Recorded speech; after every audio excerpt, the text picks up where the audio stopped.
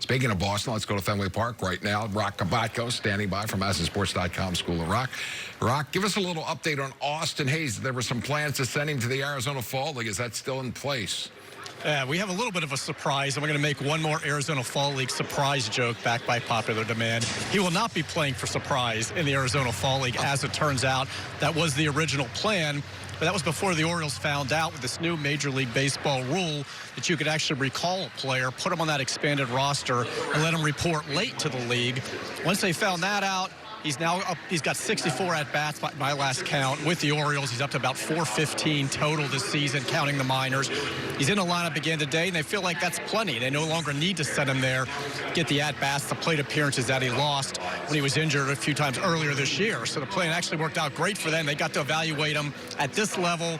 You've seen how he's hit. You've seen how he's played center field. There's really no reason now to send him to Arizona. So he'll be shut down after today's game. I asked him how long does he really rest in the offseason. He said, I always try to get an extended rest. It lasts about 2 days, and I get antsy, and I pick up the bat, and I pick up the glove again. So hopefully he'll be able to relax a little bit more. I think he's earned it this year.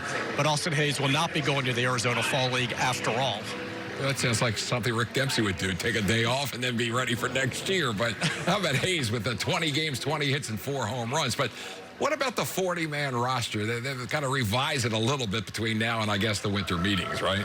Right. I expect some significant changes, which shouldn't be a shock. It's another 100-plus loss season and a rebuild. You don't usually stand pat. But there are a couple reasons why there are going to be a lot of changes. And one of them, besides the fact that this is the rebuild, is that, you know, they've called up some guys. They put them on the 40 because it's an evaluation process. Some guys passed the audition. Plenty of others I don't think did. And they'll probably look to try and get some guys through waivers, maybe to keep them in the organization, but take them off the 40. You can look at all the pitchers they have on the 40 right now and probably figure out which guys are most vulnerable, which ones are on the bubble. But also, they still have to make room. Remember, Alex Cobb and Josh Rogers are on the 60-day, and you have to put them on the 40 before the winter meetings start. Cobb's a slam dunk.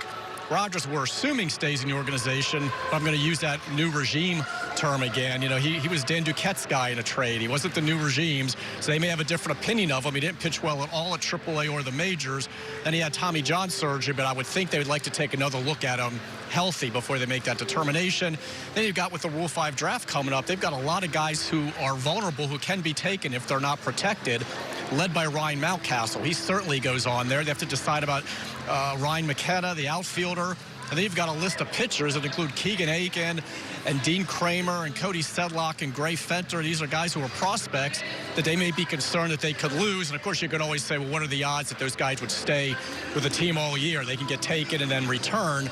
But why take that chance? You have so many teams right now that are in the rebuild process that are accused of tanking. It may not be as hard for them to say, we don't care about wins in 2020. We'll stash a guy in the back of the bullpen. So, you know, they're going to have to make decisions on who they protect. Good news for them is Yusniel Diaz doesn't have to be protected. The big-time outfield prospect at Bowie had a team official say he picked up a 5th year. So he doesn't have to be protected this year, but there are others that do, and they've got some tough decisions to make. Roch, I just want to say thanks for all the great reporting throughout the entire season. We'll check you out on MASNsports.com during the offseason. We'll be on our wall-to-wall baseball show on Saturdays. We appreciate Thanks, Tom. Great job. Roch Kubatko always.